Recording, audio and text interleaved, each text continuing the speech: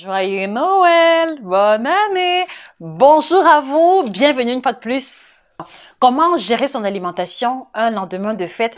Qu'est-ce qu'il faut manger? Qu'est-ce qu'il faut éviter? C'est la thématique qui nous unit ici aujourd'hui. Encore merci beaucoup, tout puissant merci, tu m'as donné beaucoup la chance. Bonne année, bonne année, bonne année. J'espère que vous avez passé de très belles fêtes de Noël et d'ailleurs demande de mettre en commentaire quel était le menu de fête à votre niveau. Qu'est-ce que vous avez cuisiné le 24, le 25? Et moi par exemple, je n'ai pas fait de choses extraordinaires. Il y avait toujours un énorme plat de crudité. Pour ceux qui me connaissent, il y avait de la grillade, des brochettes. Il y avait également un peu de frites de plantain parce que ça faisait longtemps. Il y avait aussi un peu de safou et un bon bouillon de tripes de bœuf.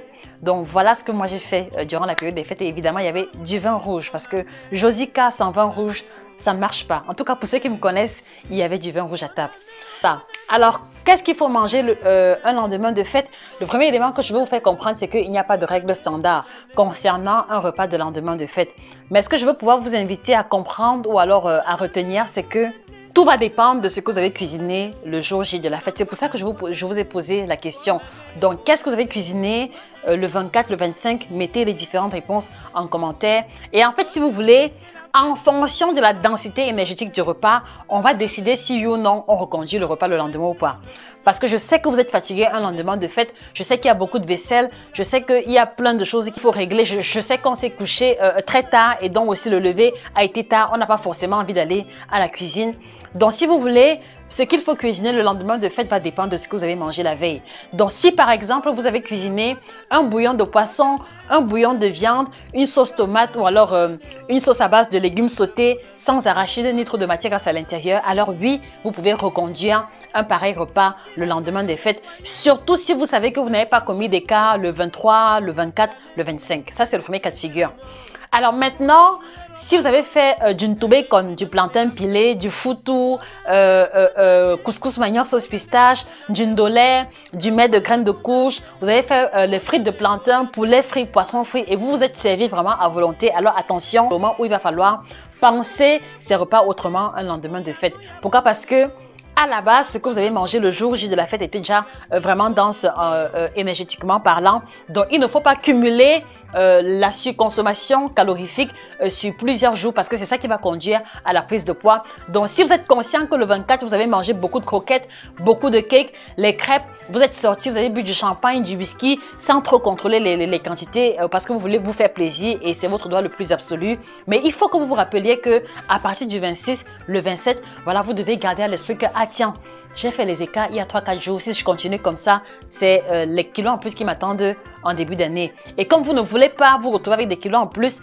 il est important que vous vous asseyez. Il est important que vous changez la structure de vos repas. C'est-à-dire que les autres personnes de la maison peuvent manger le reste de repas de fête parce qu'eux, ils n'ont pas les mêmes challenges de poids que vous. Mais vous, à votre niveau, vous devez garder à l'esprit, vous devez être consciencieuse, entre guillemets. Vous ne devez pas être amnésique de vos écarts des jours d'avant parce que c'est ça qui se passe très souvent. On se dit que ok, c'est la période des fêtes, on va se lâcher. Oui, il faut se lâcher, mais il ne faut pas se lâcher à l'extrême. Il ne faut pas trop tirer sur l'élastique du verbe se lâcher. Il faut pouvoir rester un peu consciencieuse en gardant à l'esprit que, ok, le 24, le 25, j'ai été fort sur l'alcool, j'ai été fort sur la nourriture. Il faut que le 26, je me calme. Il faut que le 26, le 27, que je retrouve un semblant d'hygiène alimentaire et par conséquent, que je ne me retrouve pas en train d'aller à la cuisine ou alors au frigo toutes les 5 minutes pour manger le cake ou alors pour manger des croquettes. Donc, vous devez garder à l'esprit que, à cause des écarts que vous avez fait les jours précédents, il est important de marquer une pause et de donner une part belle aux fruits, aux légumes, au bouillon avec très peu de compléments et puis également aux boissons détox, à savoir le thé vert, les jus de légumes qui pourront être pris à jeun. Également, les plantes drainantes, par exemple, reine des prés, l'ortie, qui vont comme ça vous aider à vous débarrasser de la rétention d'eau, qui sera la cause de la surconsommation en alcool, qui sera la cause de la surconsommation énergétique. Donc, si vous voulez, voilà vraiment la logique qui doit être la vôtre un lendemain de fête. Voilà. Et puis aussi, il faut se rappeler que si vous avez fait les écarts pendant 3-4 jours cumulés, l'hygiène d'un seul jour qui va aider à compenser. Qu'est-ce que je veux dire par là? Je veux dire par là que si vous avez fait les écarts depuis le 23, c'est-à-dire que le 23, c'est fait à volonté, 24, 25, pareil, vous devez comprendre que ce n'est pas seulement en mangeant sans le 26 que vous allez effacer les différents écarts des jours précédents. Donc, vous devez comprendre que très souvent, corriger un écart demande plus de temps que le nombre de fois que l'écart a été commis. C'est-à-dire que si vous avez fait l'écart sur une journée, en général, quand vous êtes rigoureux, il vous faut au moins 2 jours pour être sûr que l'écart a été complètement effacé. Donc, dites-vous que si vous avez fait les écarts pendant plusieurs jours, essayez également d'étendre sur 3 ou 4 jours la discipline alimentaire que vous allez adopter en attendant que le 30 ou le 31 se pointe, en attendant d'honorer à la prochaine invitation où il va y avoir encore beaucoup d'écarts alimentaires. Donc voilà globalement à quoi se veut la structure idéale d'un repas le lendemain des fêtes. À quoi pourra donc ressembler une journée type du lendemain de fête. Donc pour ma part, un lendemain de fête, on se lève le matin, on prend un demi-litre d'eau à jeun. D'accord? On prend un demi-litre d'eau à jeun. Ensuite, on prend une boisson telle que le thé vert ou alors une infusion qui est véritablement détox ou alors un bon cocktail de jus de légumes. Par la suite, on pourra prendre un café ou un thé, ça va dépendre de notre routine habituelle.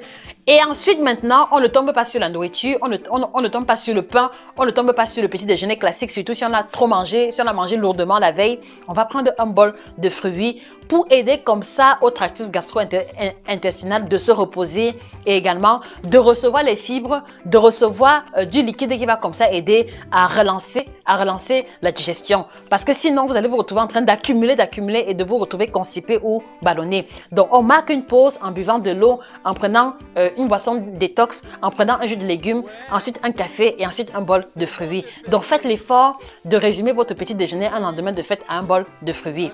Au déjeuner, on va prendre un bouillon ou alors le reste de légumes sautés ou alors un plat de légumes sautés avec très peu de compléments. Évidemment, un morceau de poisson ou de viande. Vers les 16 heures, si on a un creux, on prend encore suffisamment d'eau. On prend encore une boisson détox, le thé vert. Et en soirée maintenant, on pourra toujours reconduire le même repas qu'à midi ou alors faire une grosse salade de crudités. Voilà, une grosse salade de crudités sans trop de superflu, c'est-à-dire une grosse salade de crudités sans mayonnaise, sans jambon, sans trop d'aliments qui vont alourdir. Donc, une grosse salade de crudités et ça va comme ça nous permettre de recevoir encore des fibres, de recevoir des sels minéraux qui vont participer de l'élimination de la rétention d'eau. Et évidemment, au courant de la journée, on fera l'effort de boire au moins 2 litres d'eau. Pour ceux qui peuvent pratiquer au moins 30 minutes de sport, ça va relancer le métabolisme général et c'est tant mieux. Pourquoi? Parce que au repos, votre corps va continuer de consommer un peu plus de calories qu'à la normale. Et donc, voilà comme ça, si vous voulez, un schéma type d'une journée entière qui va comme ça vous aider à laisser votre corps assimiler les écarts de la veille, à relancer la machine, à relancer la digestion et également à vous aider à vous reposer de façon générale. Ça m'intéresse. Alors, qu'est-ce que vous mangez, vous, habituellement, un lendemain de fête? Partagez vos réponses avec nous et n'oubliez pas de vous abonner à cette page parce qu'on a plein de contenus qui arrivent pour la nouvelle année. Et également, nous voulons vous inviter à partager ce contenu, à partager cette vidéo avec les amis et les proches qui ont fait fort durant la période des fêtes pour les aider comme ça à effacer les différents écarts qu'ils ont commis. Et aussi, nous voulons vous inviter, si vous n'arrivez pas à prendre en charge vos problèmes de poids, si vous n'arrivez pas à perdre du poids tout seul, vous pouvez nous contacter sur nos différentes plateformes présentes dans la description. Et nous pourrons prendre rendez-vous pour vous aider à solutionner votre problème de poids. Et également, n'oubliez pas de retrouver ces ouvrages qu'on a mis sur pied. Vous avez 9 aliments tropicaux qui vous aideront à changer radicalement votre santé. Vous le trouverez également sur Amazon. Et également, 7 aliments à bannir définitivement de votre alimentation, qui sont comme ça des ouvrages qui mettent en exergue les aliments de notre contexte africain, de notre contexte tropical, qui vont nous aider à améliorer notre santé de façon générale. Ça peut aussi être une idée de cadeau pour vos proches. Voilà, vous trouverez ça sur Amazon, 14 et 15 €. Excellente journée à vous. Que le bien-être vous accompagne et restez abonnés sur Nutrition TV parce qu'il y a du lourd en perspective. Permettez-moi de vous souhaiter une très bonne année 2020 par anticipation. Et voilà, que le bonheur, que la joie, que le bien-être soit vôtre. Au revoir. Ciao. Mes amis, aujourd'hui c'est la fête. Allah merci, encore merci beaucoup. Tout puissant merci, tu m'as donné.